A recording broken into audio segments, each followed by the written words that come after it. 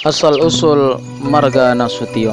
Pada zaman dahulu, sebelum adanya penyambungan, Sultan Pulungan, yaitu raja di Huta Bargot yang terletak di seberang Sungai Batanggadis, adalah raja yang tidak ada tandingan kebesaran dan kemuliaannya di Mandailing. Maka pada suatu hari, pergilah Sultan Pulungan berburu rusa ke tengah hutan dengan membawa seekor anjing bernama si Pamutung. Setibanya Sultan Pulungan di tengah hutan, maka terdengarlah anjing si Pamutung menyala. Mendengar salaan anjing itu, Sultan Pulungan berpikir bahwa dia akan mendapat rusa untuk dibawa pulang. Akan tetapi tiba-tiba dia terkejut, matanya terbeliak karena dia melihat seorang perempuan berlari di bawah pohon beringin. Kemudian Sultan Pulungan memerintahkan pengawal untuk melakukan pemeriksaan ke bawah pohon beringin tersebut. Tiba-tiba pengawalnya terkejut karena melihat seorang anak kecil yang terbaring di atas sebuah batu yang terletak di bawah pohon beringin itu. Ketika diperiksa, ternyata anak itu seorang laki-laki. Kemudian Sultan Pulungan memerintahkan agar anak kecil itu dibawa pulang. Setibanya kembali di Huta Bargot, Sultan Pulungan memerintahkan agar anak itu disusukan dan dipelihara oleh perempuan bernama Sisawa. Kalau Sisawa pergi ke sawah, kalau dia pergi ke ladang, atau dia pergi mengambil air, maka diletakkannya lah anak itu di dalam barwar. Istilah barwar ini adalah istilah nama daripada kandang anjing. Oleh karena itu, maka kemudian anak itu disebut dengan sebutan si barwar.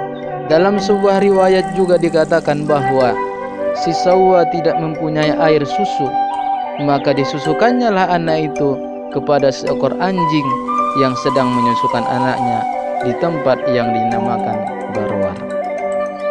Hal ini mengingatkan kita kepada legenda Remus dan Remulus, pendiri kota Roma yang pada waktu kecilnya menyusu pada serigala. Kurang lebih 4 tahun kemudian, si barwar mulai pandai berjalan sendiri. Penduduk di Huta Bargot jadi tercengang melihat anak itu sangat rupawan, wajahnya tampan dan badannya gagah. Tidak ubahnya wajah seorang putra raja. Pada masa itu, Sultan Pulungan sendiri memiliki anak laki-laki yang serupa besarnya dengan si barwar. Maka terkadang orang-orang jadi terkecoh. Mereka pikir si barwar adalah putra dari Sultan Pulungan. Sehingga terkadang orang-orang menyebut anak itu dengan sebutan yang mulia.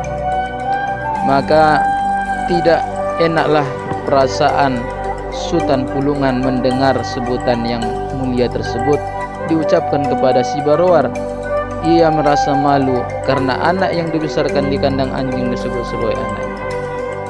Karena itu Sultan Pulungan berusaha mencari jalan untuk membunuh si barwar tanpa diketahui orang lain.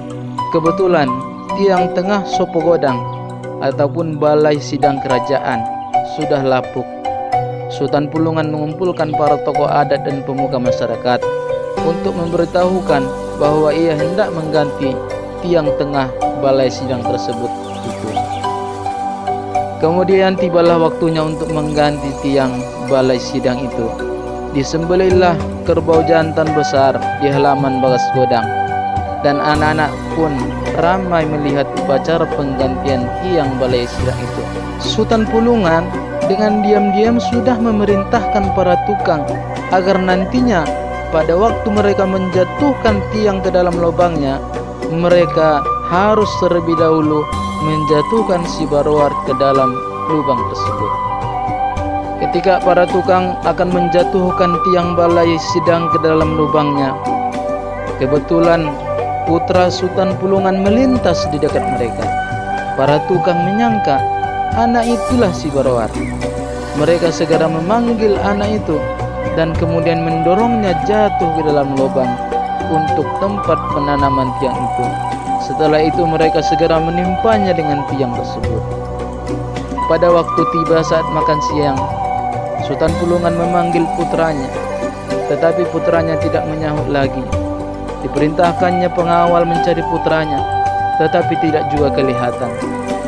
Tidak lama kemudian ketahuanlah bahwa para tukang sudahlah salah penglihatan, karena yang mereka jatuhkan ke dalam lubang bukanlah si Barowat, melainkan putra dari Sultan Pulungan. Mendengar kabar ini, lalu Sultan Pulungan memanggil seluruh hulu balang, memerintahkan untuk membunuh si Barowar, karena gara-gara si Barowar dia kehilangan putranya. Lalu seorang perempuan tua yang mendengar putra Sultan Pulungan sudah mati, segera ia berlari ke sungai untuk menemui si Sawa yang sedang mengambil air.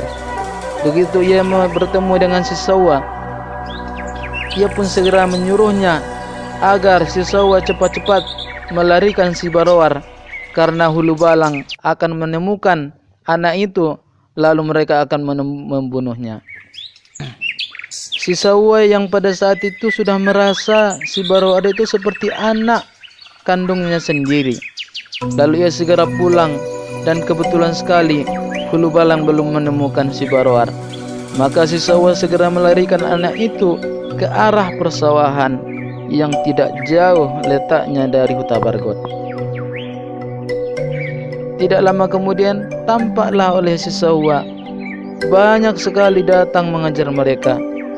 Melihat keadaan itu, ia segera membawa si Barowar bersembunyi ke bawah sebuah dangau sawah yang atapnya sudah tinggal rangka saja. Hulu balang bergegas mengejarnya ke tempat itu, tetapi ketika mereka sudah hampir sampai ke dangau, seekor burung balam yang bertengger di atap tiba-tiba berbunyi. Mendengar burung itu berbunyi, maka salah seorang dari hulu balang itu berkata, "Apalah gunanya kita periksa lagi ke bawah dangau itu? Cobalah kalian lihat, atapnya hanya tinggal rangka saja. Kalau sekiranya ada orang di bawah dangau itu, tentu burung balam itu tidak akan hinggap dan berbunyi di atas atap itu." Akhirnya mereka tidak lagi memeriksa ke bawah dangau itu, tetapi meninggalkannya. Sesudah agak jauh, mereka tiba-tiba sadar bahwa mereka sudah berlaku bodoh. Tadinya mereka sudah dekat sekali dengan dangau itu, tetapi tidak mereka periksa. Kemudian mereka memutuskan untuk segera kembali memeriksa dangau itu. Ketika si Sawa melihat hulu balang itu datang kembali, ia segera berlari sekuat tenaga menuju sungai Batang Gadis yang tidak jauh letaknya dari tempat itu. Setibanya di tepi sungai, ia terjerembab karena terlelah berlari. Dia berpikir bahwa ia dan si Barowar pasti segera mati di tangan hulu balang. Karena sungai yang terletak di hadapannya sedang banjir dan tidak mungkin dapat diseberangi. Sementara itu, rombongan hulu balang semakin dekat mengejar mereka. Lalu si Sawa memeluk si Barowar dengan menangis terseduh-seduh, dan di dalam hatinya ia berkata, "Manakah yang lebih baik, mati dipancung hulu balang atau mati dihanyutkan sungai yang sedang banjir?" Pada saat itu amatlah genting. Tiba-tiba si Sawa melihat sebatang kayu hanyut dari hulu, dan tak lama kemudian batang kayu itu terhenti terpalang di atas sungai dari tepi ke tepi. Tidak ubahnya seperti titian. Segera si Sawa melompat ke atas ke batang kayu, dan ia meniti sampai ke seberang. Batang kayu itu pun hanyut kembali. Pada saat itu pula lah hulu balang yang mengejar mereka sampai di tepi sungai itu. Tetapi mereka tak dapat lagi mengejar si Barowar, karena tiba-tiba banjir pun semakin besar. Maka pulanglah hulu balang dengan tangan hampa. Ketika si Sawa melihat tidak lagi mara bahaya yang mengancam, ia segera mengangkat sembah dengan menjunjung kedua tangannya ke atas sambil berkata, "Syukur wahai leluhur pemilik bumi, sudah kalian selamatkan hidup anak ini. Aku mohon agar kalian terus memelihara hidupnya sampai nanti ia mendapatkan keturunan yang banyak dan lanjut umurnya. Kemudian si Barwar tumbuh menjadi remaja, seterusnya tumbuh menjadi dewasa, dan dia dikaruniai kesaktian yang luar biasa, kehebatan yang tidak dimiliki oleh orang lain. Karena kesaktiannya itu orang menyebut dengan sebutan Nasaktion, maka lama-kelamaan Nasaktion berubah menjadi Nasution.